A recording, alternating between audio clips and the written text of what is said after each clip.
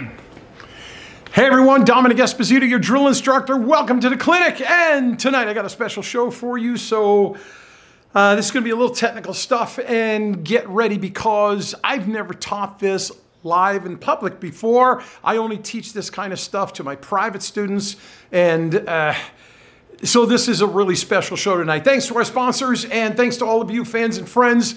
And I'm just so excited to be with you. I've been in Florida and all weekend. I just got back a little bit ago. Want to say a big shout out to everybody down in Jacksonville. We had an amazing time on Saturday afternoon, and then we were in Orlando and we had a program Saturday night, and that was pretty terrific. Also Sunday, to everybody that was a part of it. Listen, it's just been one big thing building on another, but I've been getting some mail, and yes, I didn't get back till late last night. So I got some mail. People are talking to me and asking me some questions related to cue ball speed, position control. How do I really know how hard to hit the cue ball? And then how do I know how far the cue ball is going to go after I've hit the object ball? And how can I make sure I know what speed I should be shooting shots at? And things like hit it easy, hit it medium, hit it simple, hit it soft, hit it little, slip this. All that is nonsense. You can't quantify easy, medium, and soft. Come on, that sounds like steak, toilet paper, and how you want to make me feel. You just got to get to the place where you're really learning how to make this table work to your advantage, and I'm going to show you some of that tonight. Now, I'm not going to go into all the big detail, because that's all covered on DITV, because none of you want to sit there and watch me tonight for about 45 minutes, teach every bit of this. But you go to the drillinstructor.us, you're going to be able to see a complete program that is going to be available to you. And also, don't forget, Father's Day is coming, and if you want to know how to do something really special to guys like us, well, there's an Optimus shaft, and there is, with the Optimus shaft, if you get an Optimus shaft this time, yeah, I'm going to button up my dress while I'm in front of you. I literally just got dressed 2 minutes ago. But the bottom line is, if you get an Optimus shaft, I'm going to include a free pack of sliders, and on top of that, how about a whole year of DITV as a free gift just for dads? Simply because I got the two amazing, most beautiful daughters I'm in love with, and all of you have your kids too. So, and for the rest of you, take care of your dads, okay? Because without us dads, none of you would be here anyway.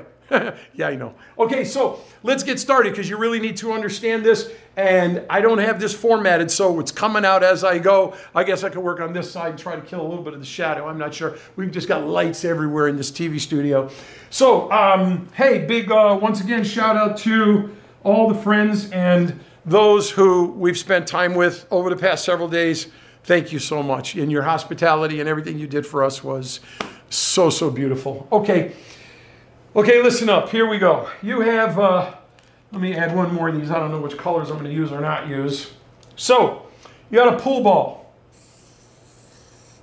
And the question I get asked is, how hard am I supposed to hit that ball to know what's going to happen? Okay, we're going to look at that. When you hit a pool ball, you need to recognize that you can hit that ball in various spots with predictable control. For example, if you hit the ball right here, that is a full, okay, what we're going to do is we're going to put our cue ball, and let's go ahead and make our cue ball, this one right here, so you can see this is our cue ball, okay? We got this, so to speak, cue ball right there. If this cue ball hits this ball right here, that's a full hit. 100% of this cue ball gets transferred into 100% of this object ball. And when that happens, the speed, whatever the relative speed of this ball was, gets transferred into this ball. That's right. So if you hit this cue ball with a 4-speed shot stroke into an object ball, the object ball is going to move with a 4-speed shot stroke. Unless you start calculating position control. And that's the next part of the program. Speed control, object ball control. How do you get cue ball and speed position control? That's how we put this together. So let's go through a couple of more of these, because I need to make sure you get some of this fundamental stuff first. I'm going to share a lot of things. I'm going to share it very quickly. But again, on Drill Instructor TV, this is laid out much more methodically in a classroom, more in a classroom setting. So let's get through that right now. Let's keep going. Let's go to the next ball here. Let's use the space here up on top. Well, no, down at the bottom. Okay, now we got a cue ball here, and we this time are going to transfer this into, let's put it into this object ball right here. Check it out. The line of that ball going through. So what we're going to say for the sake of this conversation now is I'm hitting this ball with the same 100% speed, and that's my relative speed. Taking notes, I'm giving you time to write your notes with me, but I'm going to make sure that this part of the cue ball here, which is about the line right there, hitting here, I'm going to hit, we're going to call this 25%. There it is. I'm hitting a quarter ball. Okay? Check it out. 100% of this speed hits this object ball, and it hits only 25%, a quarter ball hit. And it's getting hit with that same 4-speed shot stroke. What happens? What happens is 1/4 of the mass of this cue ball is put inside of this object ball. It transfers it. 25% is taken away from that 4-speed.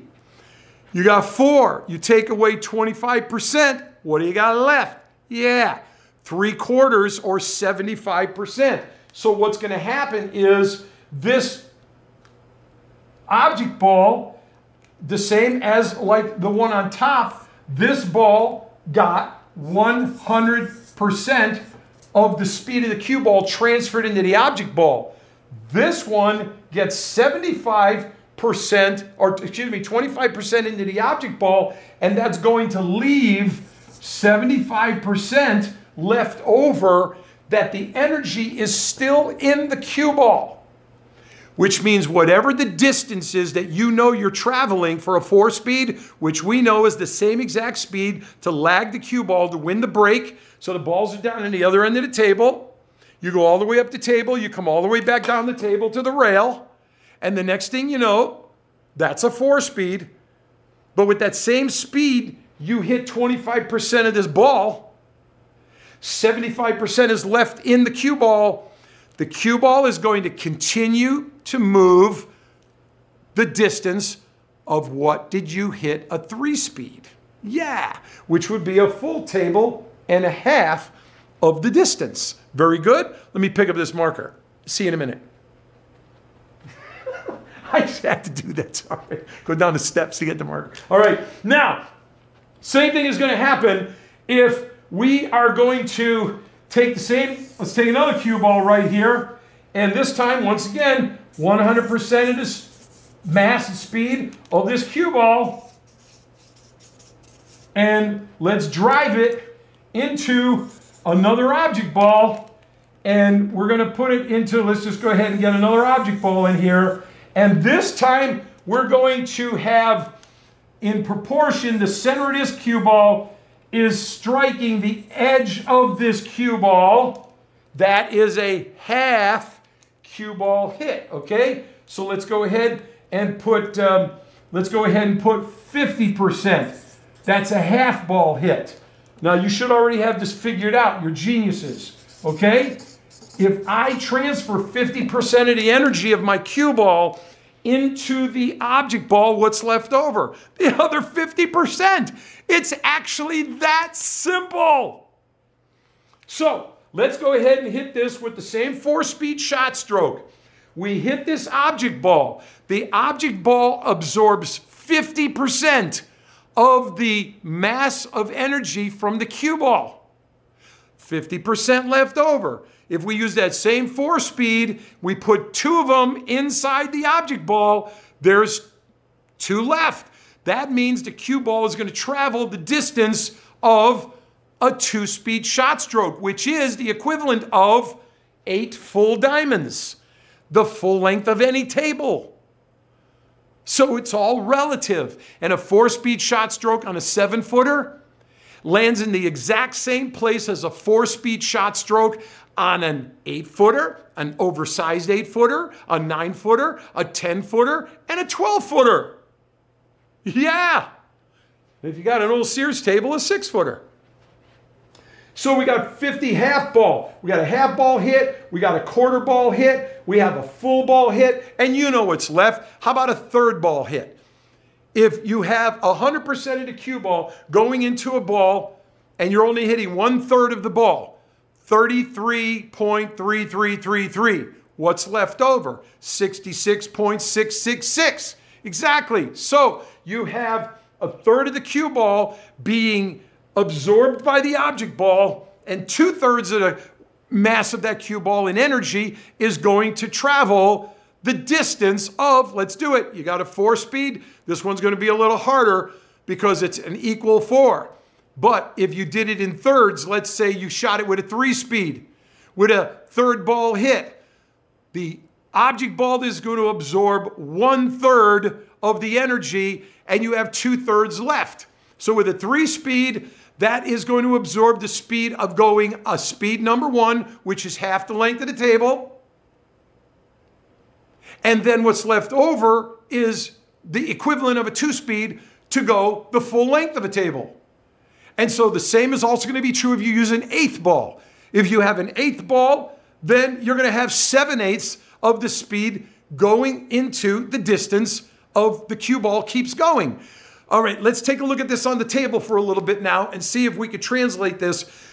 But you're going to have to go back over this a little bit and get this in your head. Now, some of you more advanced players don't think you got all this yet, but a lot of it for you comes sometimes as feel, but pool is all math. So you can feel all you want. If you don't know how to calibrate and calculate to know exactly what's happening, how are you going to pass it on to another person? It doesn't work that way. So this is the way we're doing it. And I can be helpful by you getting involved in this in such a way where this is an easier way to help you with the more beginner level players that don't quite understand why they just can't seem to ever get good position control. Okay, let's look at this a little bit. I'll move this for now. Over here. There you go. That could work, I hope. Might refer back to it. I'll get rid of the pens. All right, now, up here, we'll come back to these in a moment. You know the exercise on how to practice cue ball speed control. If you don't know how to master the cue ball speed to start with, fundamentally, what I just covered with you, it's a waste of time. So you really do have to start here. With the balls just barely a half a diamond off of the rail from this position here, you got a 1-speed, a 2-speed, a 3-speed, and a 4-speed. Then you continue 5, 6, 7, 8, 9, 10. And a 10, it starts at 19 miles an hour. That's break speed. Use your break cue. Other than that, up to a 9-speed, you can use your playing cue, which is to say, for those of you who are not power breaking 10-speed and higher, use your playing cue to break and have much more control with your tip, which is why your Optimus shaft is so much more important, because if you're trying to snap the 8-ball in the break and you need to hit 2 tips at bottom with 2 tips outside, you need to hit the second ball just a 1/16 of an inch away from missing the head ball. And if you don't understand how to master the deflection on your breaking cue, but you can with the Optimus shaft, it has 0 deflection performance tapering technology.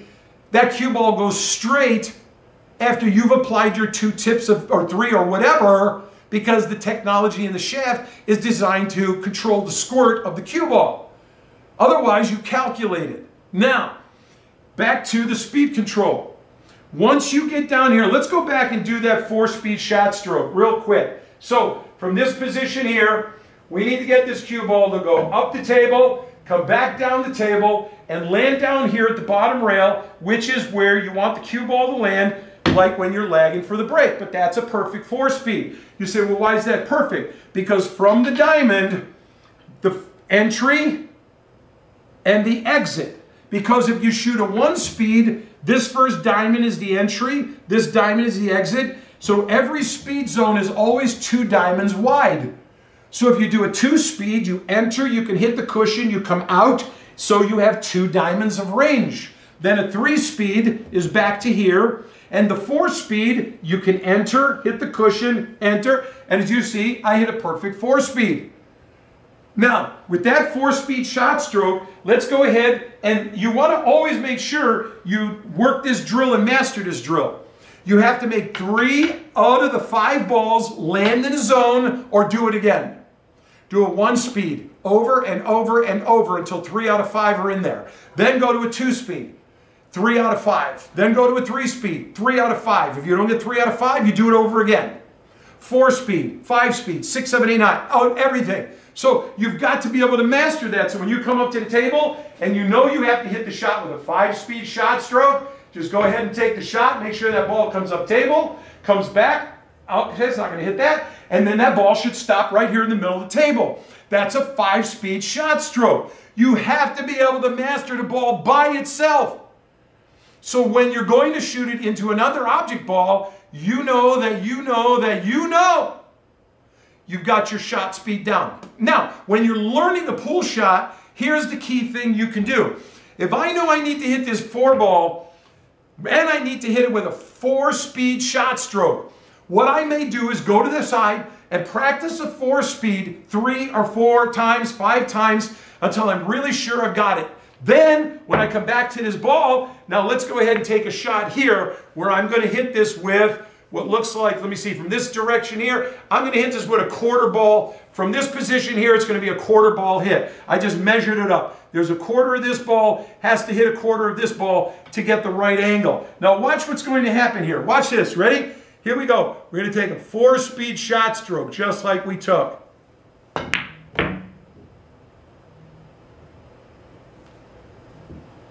Let's count the distance. You ready? Let's see what happens. So first we started here. Then I think it was like around here. So the first thing we have is we have the distance. And let's see if we can use this to determine if this is the distance of half a table. That's off by just a few inches. 2 inches, 3 inches tops. So check it out. First things first, I hit this ball. I hit the ball and it hits the cushion here. And I go the equivalent of to here. Oh, now there's a 1-speed. From here, it comes in. And then from here, I have that much left over. And that's the end of if it was a 2-speed. Then I take it from there. And I already used up this portion to here.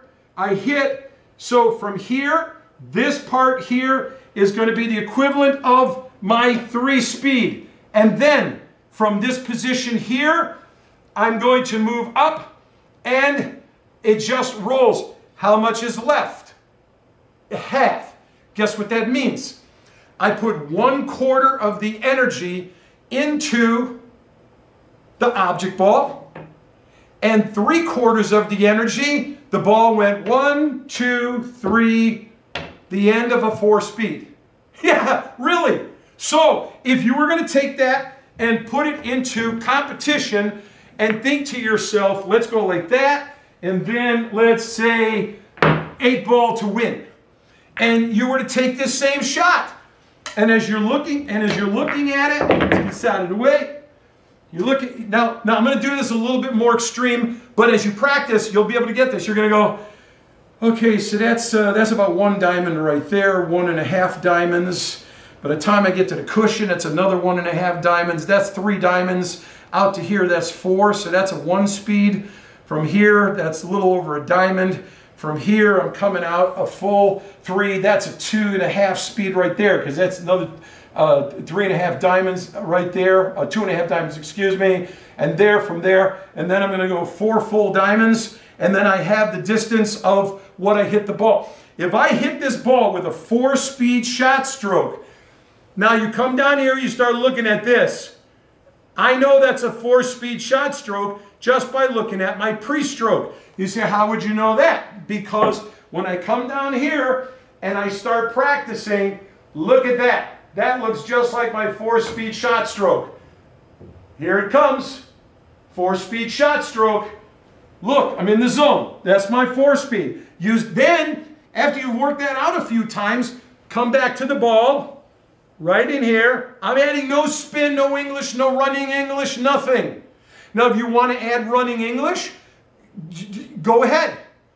If you know the formula, it's 2 tips to the side, 1 tip up. So, for those of you who are interested, why not? Let's take this and add 2 tips to the side and 1 tip up. Now we'll take the same shot, but I'm still hitting it with a 4-speed. 1, 2, and I think I did hit that kind of soft. I really felt like it was soft. Okay? Okay, so I know that was a really good hot 3-speed. I could tell it was a 3 because I hit that ball probably the same equivalent. Let me see here. Yeah, it was about that hard. Okay, so pretty much, no, actually, I felt lighter than that too. Look at that, I'm at a 4-speed. It was a little lighter, it's where it came up short. But this is what you're working on. So make a determination on how to do that. So here's a couple of ways of doing this. You can pick up, there's different types of balls in the market you could use for training, or for those of you who don't want to get stuff like this, just use pool balls. And the beauty of that is this. On virtually any given ball, the edge of the stripe is already at what? A quarter ball. So you got a full ball hit, you got a quarter ball hit, you got a half ball hit, you go in between the 2 of those, you have an 1/8 ball hit, you go in between the 2 of those, you got a 3rd ball hit. So it's not hard to figure out just using a regular pool ball. You ain't got to waste money on buying other stuff like this, but I use a lot of extra things like this to make it easier when I'm working with you in real training so you can visually see things. But with a ball like this, look at that. That's what a perfect half ball hit. Look, let me come up here closer. I already hear some of you moaning about, I can't see. Okay, so check it out, okay? That's a perfect half ball hit. So when your cue ball is lined up like that, I'm using this ball so you can see, that's lined up with the same half ball hit right there. Sounds like Linda's home from a walk. So there you have a half ball hit. And there's what you have with a quarter ball hit. And there's what you might have. Yeah, I think these are from Elephant Ball. I think that's what these are, and they're training balls like that. How was the walk? Fantastic. Fantastic. Say hi. Nice. Linda says hi. Okay, so whether you're using, watch this, look at, there's a quarter ball hit. But look at how much easier that could be for you to determine that if you're just using a regular pool ball. It's so easy to see the quarter ball hit. That's the part that the white is just covering right there. Half ball hit, 3rd hit, quarter ball hit, 1/8 ball hit, full ball hit. Don't think you have to buy special training balls so that but you can, but you don't have to. You've already got this. And if you take another strike ball, you can even see it even easier. Look at that, right there. That's what a perfect half ball hit looks like. Both stripes are perfectly lined up to each other. You see that right there? Look at that. You can see that, can't you? Yeah, I bet you can. Look at how close I get to the camera. See how the colors are lined up right there? I think you can see that. That's it right there. That would be a perfect, and you can move it down to a half ball hit. You can move it to a 3rd ball hit. You can move it to an 1/8 ball hit. It's not a problem. And if you put it on the screen over here, let me go back and bring the classroom part of this back into play. Just think about this for a second, okay? If you have your cue ball and your object ball, you line up, if you want just this much of the cue ball to be in play, you only need that much of the object ball to be in play, and you could see how the two are. Now, I believe it was Joe Tucker a long time ago with Charlie Bond in the Break book, which is a fabulous product that you all seen my break rack that Charlie produces, and I fully support that. Well, when you get that, you also make sure that you get the break book. And inside that book is the most amazing methodology that Joe Tucker created. Now, a friend of mine who I believe I've had on the show before, Dennis, who's a really fabulous guy, and Dennis on his own came up with the idea of recognizing how this works when you're doing the math. And it looks like this.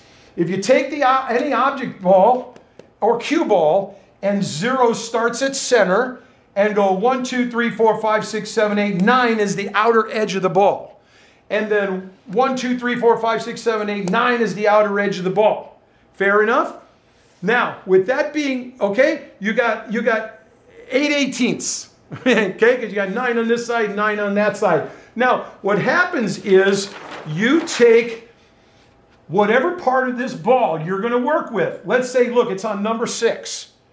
And you line up and match up that number 6 to 0 in the middle of the ball and line up 0 on the cue ball to number 6 on the object ball. And when 6 matches up to 6, and that's what you'll do, you'll shift over a little bit and you'll line up this 6 with that 6.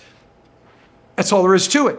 2 matches up with 2, 4 matches up with 4, 9 matches up with 9, 1 matches up with 1. That's it. It's that basic when it all comes down to play. So when you look at this in relationship to matching them up, and then you see how the balls actually hit, and then, of course, you move yourself into the appropriate position, the next thing you know, you start to see this piece of the edge of this ball here is lined up to go through the edge of this ball here.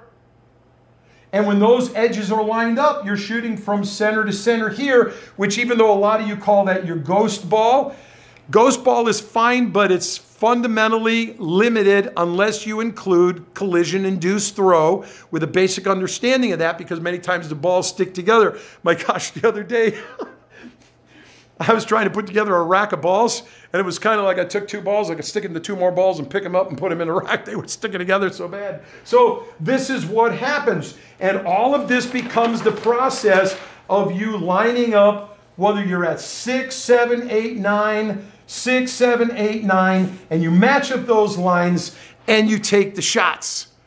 So whether you do it as my friend Dennis had designed it on this board with me as we did this with you in that class, or you get it from Joe Tucker's book with Charlie Bond in the break book, or you just fundamentally take a little time to put a little effort into it and figure it out yourself, you can do this without any major problems. Anything you line up, whether it's a left shot cut, right shot cut, whatever it may be. So let's go back through and let's wrap this up with one more little finish, okay? Just kind of summarize what I said to make sure if my brain thinks of something I didn't say, not because I need to re-say it again. You can easily go back and re-listen again, and that's the end of it. And you can see, look at how fast, it's like 28 minutes long already into the class tonight, and I can cover so much more. But very quickly, I've given you the nut of the whole thing. So when you are going to make a shot, and you need to make position, and you're on the 15 ball, and here's your cue ball. Let's go ahead and try this for the fun of it together. Go in the hole, please. Go in the hole with your friend. Go, get out of here, shoot. Okay, and you gotta make shape on this 8 ball. Now, the harder you practice, the more time you put into practice, the easier this is going to be. In direct proportion to how much you practice, you're going to have direct results.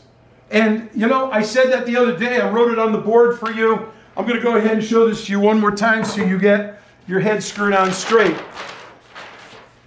When you're not 100% ready, don't expect 100% results. You get this? I had to teach this in another class to somebody else, but this still makes perfect sense right here. If you're only going to put a 50% half butt effort into this thing, then guess what? The other half of your butt might be what you get, and you're going to mess up. Stop your whining about how upset you are, what you could have, should have, would have, could have, did have, and you didn't. You didn't put the work in at the table to practice. Don't expect to produce it in performance in the competition. In competition, all you'll prove to yourself is all you ever accomplished in practice. That's the bottom line. And if you don't believe me, ask any other pro. Here we go. Here we go. So right now, what I'm going to try to do is figure out how hard do I have to hit this ball to make shape on my 8 ball. Well, let's figure it out. From here to here, That's a 1 speed, okay? So that's a good thing right there to go to. Now from here, this distance is a little bit trickier, but it's like 1 diamond, 2 diamonds, 3 diamonds, 3.5. So 3.5, okay, so I've got 1 3/4. So I got a 1 3/4 diamond speed distance so far. Now, from there, and I know you can do this by counting diamonds. You can go, I got 1, 2, 3, 4, 5, 6, 7, 8. What did I say? 8. 1, 2, 3, 4, 5, 6, 7, 8. Okay, so this distance is now the equivalent of a 2-speed shot stroke. Because on a 2-speed shot stroke to practice, you'd start shooting here, you end up here. And guess what? That whole distance right there is really the same distance as this is from here to get to there and to there. So I need to hit this, as I calculate it, so far with a 2-speed shot stroke. Oh, wait a second. I'm going to hit this with, now just line it up and look at it. Okay, there I am lined up to the hole. Now how much ball did I actually hit? Oh, look at that. It's actually a 1/3 ball hit, 1/3. So 1/3 of my energy is going to get absorbed by the 15 ball. If I shoot this with a 2-speed shot stroke, I'm going to come up 1/3 short. Now do you get it? I know you're getting it. Yes. So what I need to do is I have to make up for that 1/3 I'm going to lose. So with a 2-speed shot stroke, I'm going to come up short. But if I use a 3-speed shot stroke, and 1/3 of it is going to go into the object ball, I've got 2 left. Uh-oh. Let's just see what possibly happens. First things first, let's make the ball. Oh, I didn't put the turn on it, okay? But check out what's happening. It came here, and then it came here. Well, let's take this from here, and let's take it from here instead, and turn it out to here in case I did put running English on it.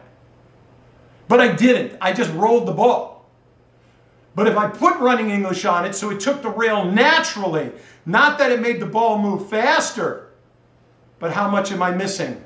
You better believe it. Right from here to here is the distance left over from what I didn't use by putting on running English.